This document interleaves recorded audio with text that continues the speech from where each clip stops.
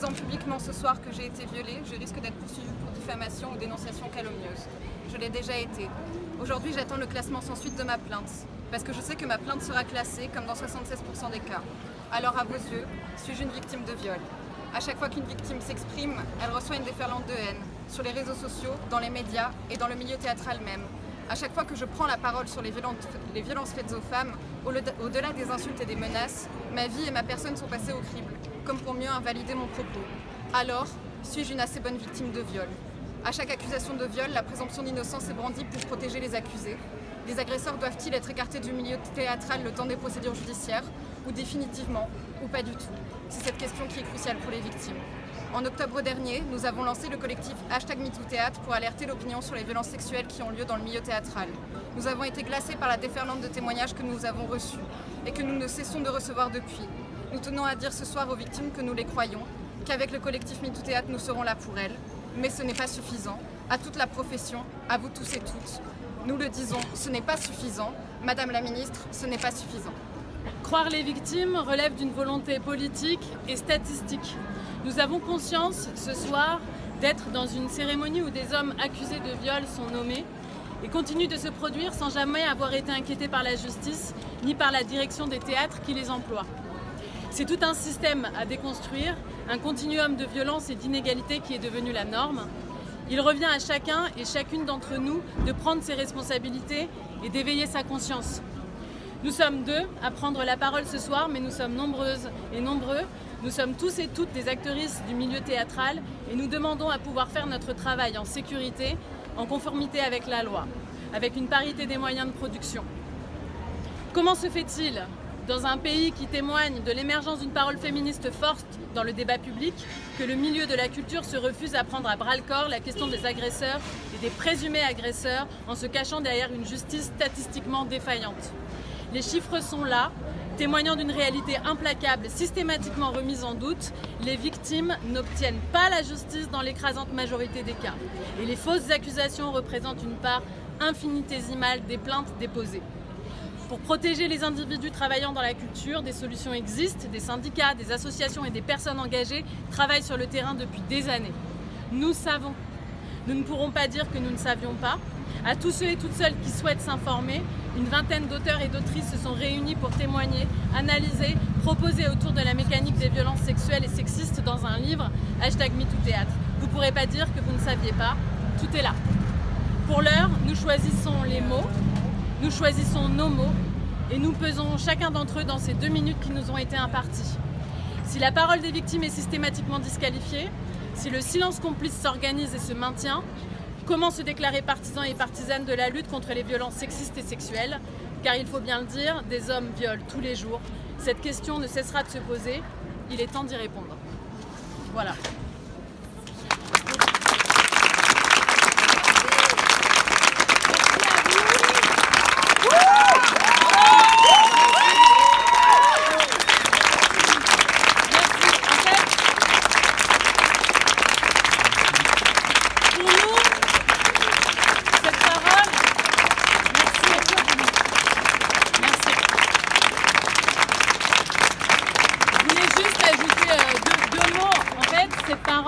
Qu'on voulait porter ce soir à l'intérieur.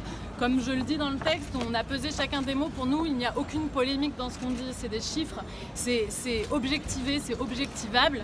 Il est temps de prendre en compte le fait que la justice est défaillante, elle est dysfonctionnelle en ce qui concerne les violences sexuelles et sexistes. Et donc, en fait, on est juste là, nous, pour éveiller les consciences. On n'a pas de pouvoir politique, on n'a même pas de pouvoir de carrière, de quoi que ce soit. On est juste des témoins de ce qui se passe dans le milieu et à plus grande échelle, globalement à l'échelle de la société.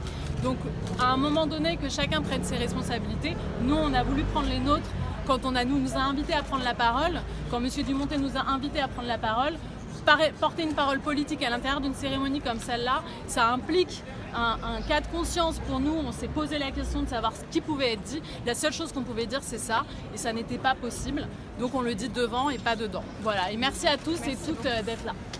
Voilà. Et on continuera.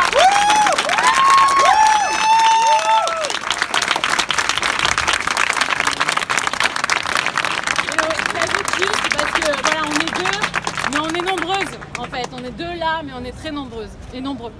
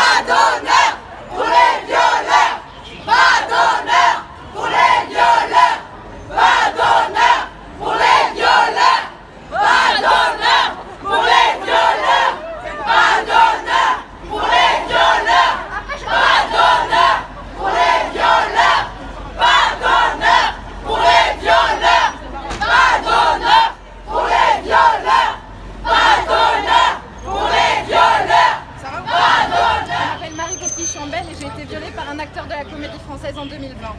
En vous disant publiquement ce soir que j'ai été violée, je risque d'être poursuivie pour diffamation ou dénonciation calomnieuse. Je l'ai déjà été. Aujourd'hui, j'attends le classement sans suite de ma plainte, parce que je sais que ma plainte sera classée comme dans 76% des cas. Alors, à vos yeux, suis-je une victime de viol? À chaque fois qu'une victime s'exprime, elle reçoit une déferlante de haine sur les réseaux sociaux, dans les médias et dans le milieu théâtral même. À chaque fois que je prends la parole sur les violences faites aux femmes, au-delà des insultes et des menaces, ma vie et ma personne sont passées au crible comme pour mieux invalider mon propos. Alors, suis-je une assez bonne victime de viol? À chaque accusation de viol, la présomption d'innocence est brandie pour protéger les accusés. Les agresseurs doivent-ils être écartés du milieu théâtral le temps des procédures judiciaires, ou définitivement, ou pas du tout? C'est cette question qui est cruciale pour les victimes. En octobre dernier, nous avons lancé le hashtag #MeTooThéâtre pour alerter l'opinion sur les violences sexuelles qui ont lieu par le milieu théâtral.